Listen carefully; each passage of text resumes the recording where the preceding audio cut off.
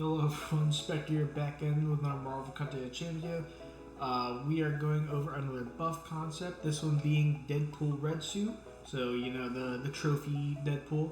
And I'm surprised I haven't done Deadpool buff concept sooner, considering he is my favorite fictional character of all time. Love Deadpool, biggest Deadpool fan right here. And sorry if I look and probably sound like shit.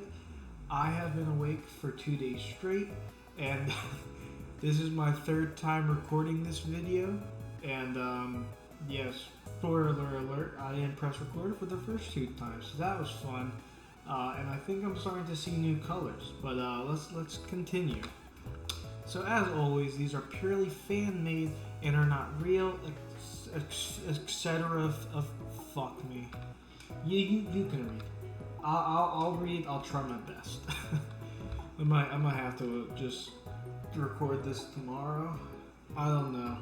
We'll see if this is funny. The goals for the champion. So I want a Bullseye counter. I didn't put that in here. My apologies. So yeah, Bullseye counter with high sustain, a risky playstyle because of that high sustain, and he'll be dealing damage through bleeds and pierce, and he will use prowesses as currency.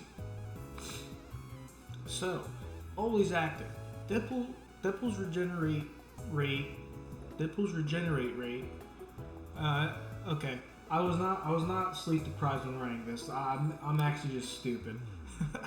Deadpool's regeneration rate cannot be lowered by non-tech champions, and so he can be heal blocked by any champion regardless of their class, but he cannot have it reduced by like despair or stuff like that. Unless it's a tech champion, of course. When falling below 15% of his max health, Deadpool's healing factor kicks in, regenerating a flat X health per second. This regen stops when Deadpool would restore back to 15% of his max health. So, essentially, how Deadpool works is he's always going to be able to be at 15% health. If he falls below it, he heals back up to 15%. He doesn't heal above that. So, you know, you can stay topped up. It's not so OP because, you know, 15% is still very little health. You know, I could even lower this to 10% of his max health to keep it a little bit more balanced, but I think this is fine for now, especially since there's a lot of ways around it, and like I said, it does require a risky playstyle. If Deadpool for any reason fails to activate a prowess, or if one is removed, he is passively heal blocked for 10 seconds. So that could be another way to counter him, regardless of, you know, your class champ type. Also, all attacks. So hits in the block place a permanent noodle passive on the defender, reducing block efficiency by minus X at the cost of a prowess. Noodle passives go away if Deadpool dashes back. So this is key.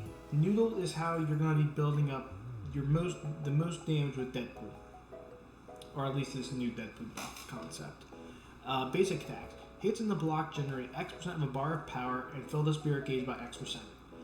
Basic attacks remove counterattack effects and place 3 new passives on the opponent. So this goes into the Bullseye counterpart that I wanted, and pretty much stops his most annoying part of his ability, which is nice, which is really good. Heavy attack.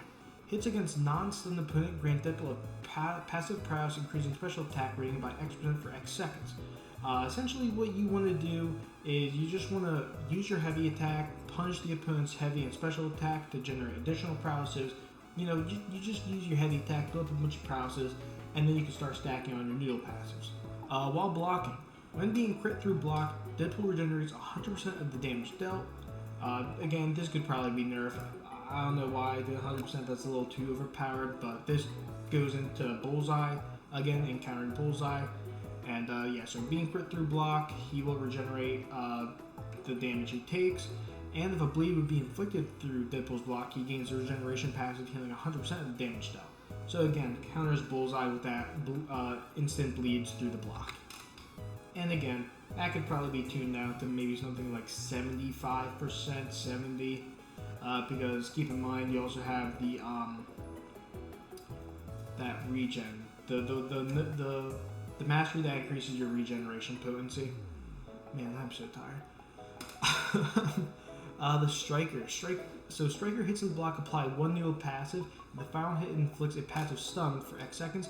and an X potency intimidate debuff for X seconds through the block. So what this allows you to do is it allows Deadpool to, after you've stacked up a ton of prowesses, you can throw a full combo into the block, followed by a striker, which stuns them, and then you can wait for them to block again with the intimidate, and that's when you go for another combo, and then potentially